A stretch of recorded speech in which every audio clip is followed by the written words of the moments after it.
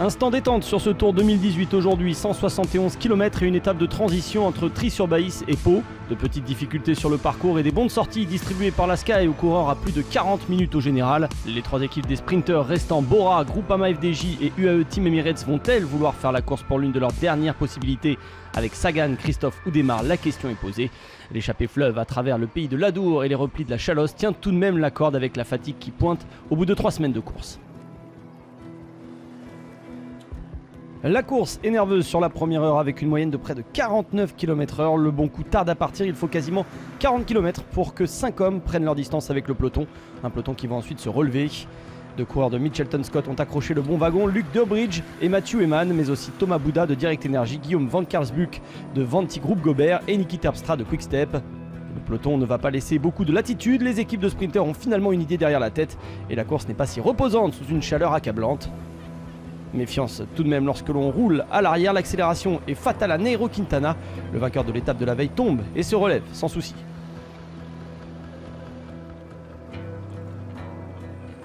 Quelques contusions donc, mais rien de grave pour le Colombien qui parvient ensuite à revenir dans le peloton.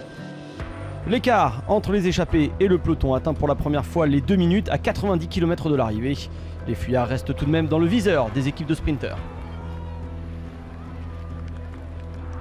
À 16 km de l'arrivée, le peloton est enfin regroupé après avoir joué avec l'échappée toute la journée. Un peloton qui file à toute allure, il faut désormais se replacer pour le sprint massif. L'équipe Bora emmène le sprint pour Peter Sagan qui a encore plusieurs équipiers dans le dernier kilomètre. Mais le Slovaque est enfermé à 300 mètres du but. Les Français sortent du bois sur cette étape avec Arnaud Demar et Christophe Laporte qui s'expliquent sur la ligne à Pau. Mais c'est bien le sprinter de la Groupama FDJ qui s'impose. Laporte est deuxième, Alexander Christophe troisième.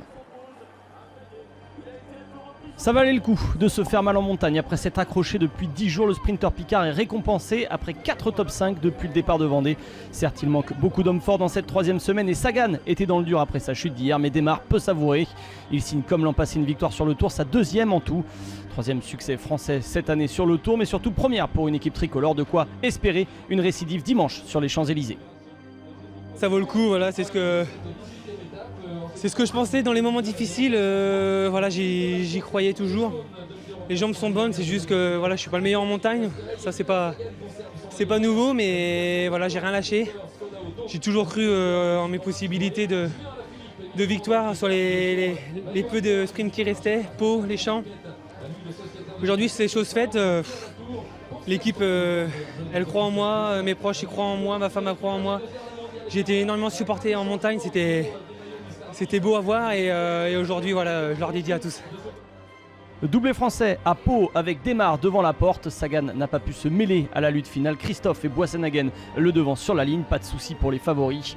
Le général ne change pas. Geraint Thomas reste en tête devant Tom Dumoulin et Chris Froome. Romain Bardet est le premier français à la 8e place. Il y a d'ailleurs 4 français dans le top 20. La montagne reprend ses droits pour la dernière fois sur ce Tour 2018 avant le contre-la-montre d'Espelette samedi. Les purs grimpeurs ont une dernière opportunité de faire des écarts. Et pour faire ces écarts, il faudra attaquer de loin car l'arrivée ne se fera pas au sommet mais dans la vallée à la Reims. 200 km donc au départ de Lourdes et l'enchaînement de cols mythiques sur la grande boucle. Le col d'Aspin, le Tourmalet et ensuite le col des Bordières suivi du Soulor et de l'Aubisque. Près de 60 km d'ascension au total dans cette 19e étape. Les jambes seront lourdes, on peut imaginer quelques défaillances à 2 jours des Champs-Élysées.